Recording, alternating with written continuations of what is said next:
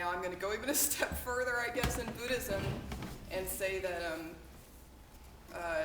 what draws me to Buddhism, and then I'll go into my story, is that we believe that the truth is already with us. It's just that we have so many obstacles in our way because of the things that we've created, because of our thoughts, words, and actions have created physical things that are obstacles to the truth, God, that's already with us. And if we can shed those by being good people, by learning from the Bible and the sutras in Buddhism, that we can actually get to that place that's already there. It's already with us. So I took it a step further, but that's what we believe. My story really begins in a small town in Indiana, Richmond, Indiana, if anybody knows of Richmond or is from there.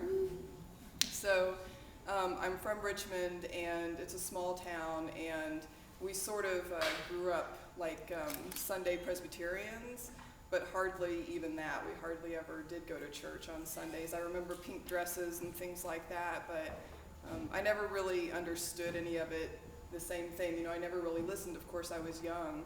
Although I thought it was beautiful, churches are beautiful, and they're mysterious, and there was always something that I was drawn to about the church, but I never really, nothing resonated with me. It just didn't make sense to me.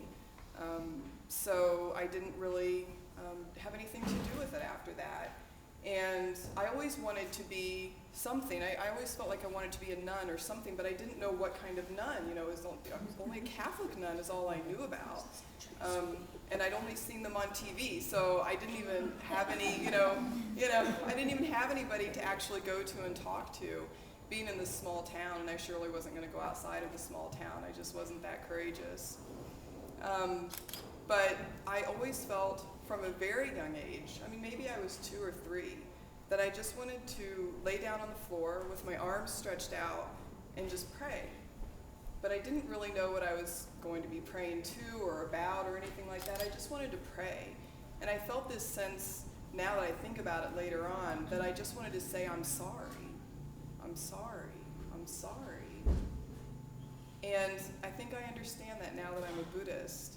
Because in Buddhism, you do purification. You get rid of those obstacles that keep you suffering.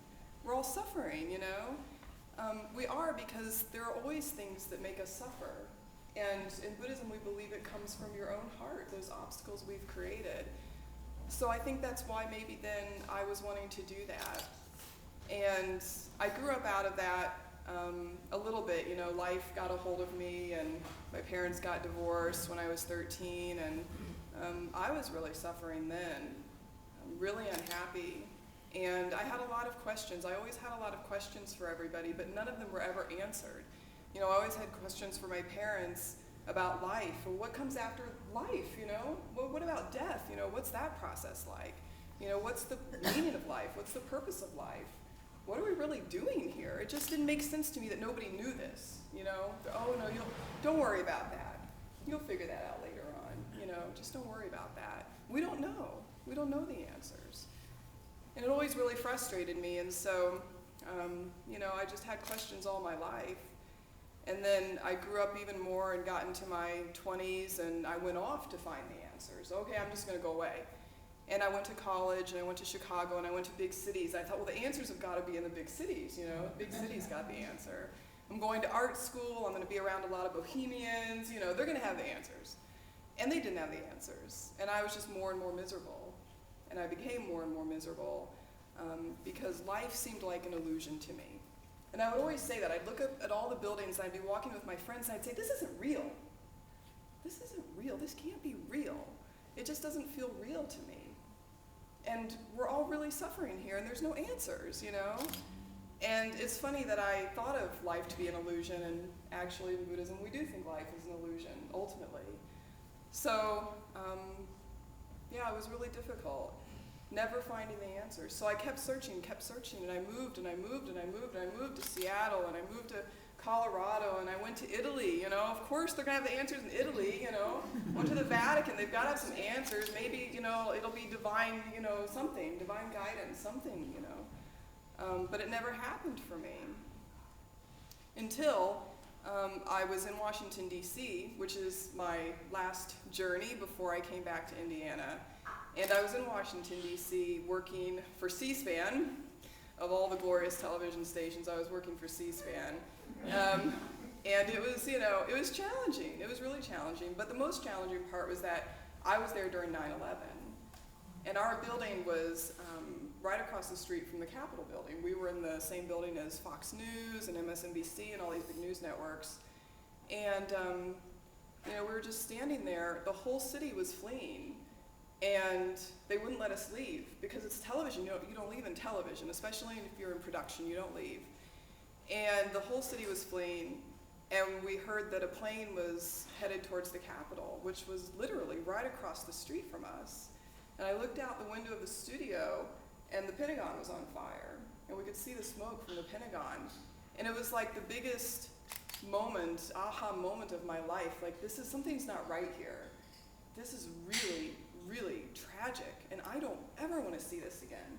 I don't ever want to see this big of a tragedy in my life again. And there've got to be some answers. There've got to be some answers to this.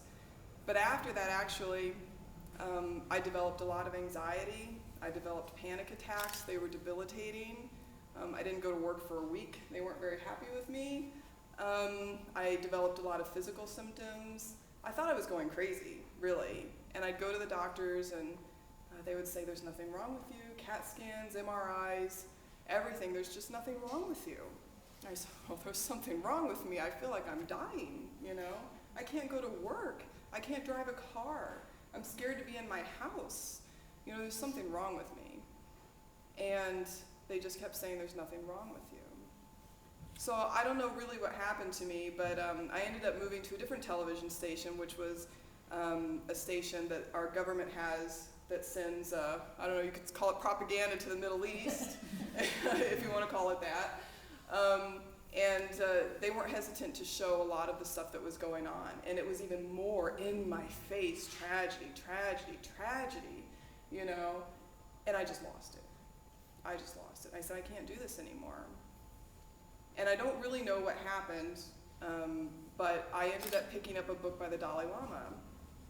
It was some introduction to Buddhism book. And I picked it up, and I started reading it, and I was like, that's it. Those are the answers. Those are the answers I've been looking for all my life. Your reality is something that is made up, and it's okay, it is real. Life is real, but it's not really real. I love that when they say that, it's not really real. And it's hard to explain. It goes into a lot of theories and things that are really kind of difficult to explain, but you do eventually experience it. When you meditate, you experience this. We call it emptiness in Buddhism, emptiness. It doesn't mean that there's nothing there. It just means that that experience is like God. You call it God. It's the truth. That experience that is always with us is the truth. And it's there right now in each and every one of us. And there are obstacles that we have to clear to get there. And I was like, oh my God, that's all in me. I'm the one who created this anxiety. I'm the one who created this panic. I'm the one who created 9/11. We all did. We all did. And whoever saw it did. Whatever you see and experience in your life, you created. And I thought, well, this is great. Most people would say, I didn't have anything to do with that. But I loved it. I loved the idea that I created that. Because now I can change it. Now I can change it. I can change everything in my world. And that was liberating to me. So I packed up my bags. I did go to a Buddhist temple there. I had a great experience there, but I still packed up my bags and I came home. I made sure there were Buddhist temples here in Indianapolis, and there were. In fact, there are 2 Tibetan Buddhist temples. There are 2 also in Bloomington, not that far away. And it's amazing what really is here in Indianapolis. There's a Tibetan Buddhist temple where I go.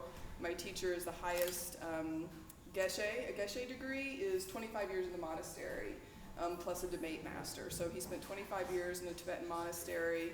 And there's also a Rinpoche down at the Tibetan Mongolian Buddhist Cultural Center who the Dalai Lama actually recognized as a reincarnation of a very high Lama. So here in Indiana, we have some pretty amazing stuff. Also, the Dalai Lama's brother founded the Tibetan Mongolian Buddhist Cultural Center in Bloomington. He passed away a couple of years ago. It's amazing stuff. Anyway, so I came back here and I found it, and I just went even further with it. I took all the vows that you can possibly take before you become a monk or a nun, which I would become a nun. There are lots of vows in Buddhism. Like I was telling Betty over there, to become a nun, I'd have to shave my head and wear red robes, and it'd be. I don't think I'd look good with a shaved head, so I'm not really ready to do that yet. And I have a 4.5-year-old, but maybe later on I will. But for me, that made sense to me. The Buddha said, "What you think, you become," and I think we all sort of believe that. We all really sort of believe that. But like the Dalai Lama said, you have to live it. You have to live it. And if you don't live it, you're just going to keep living in a world of obscurations that keep obscuring you from the truth, that keep creating tragedies in your life and more suffering. So to me, that concept was liberating. And I'm just so happy to finally be on the path. And everyone's on their path, and you can find it in many different ways. Like we've all said, your path is your path. But I'm going to read something, not by me, and then I'm going to end by Mother Teresa, that I really think Mother Teresa had the formula to happiness, and I quote her a lot. And so I'm just going to quote her, and then I'll be done. I think this is the formula to happiness. I think she was a Buddha in disguise. I think she was an angel, sent here for us to learn from. So she says, "People are often unreasonable, illogical, and self-centered. Forgive them anyway. If you are kind, people may accuse you of selfish, ulterior motives. Be kind anyway. If you are successful, you will win some false friends and some true enemies. Succeed anyway. If you are honest and frank, people may cheat you. Be honest and frank anyway. What you spend years building, someone could destroy overnight. Build anyway. If you find serenity and happiness, they may be jealous. Be happy anyway. The good you do today, people will often forget tomorrow. Do good anyway. Give the world the best you have. It may never be enough. Give the best you've got anyway. You see, in the final analysis, it is between you and God. It was never between you and them anyway." And I think she's saying that the truth lies within you and God and truth, It's the truth, not between all of us, Just be good to people and you'll find God. Just be good. So that's it. That's my story.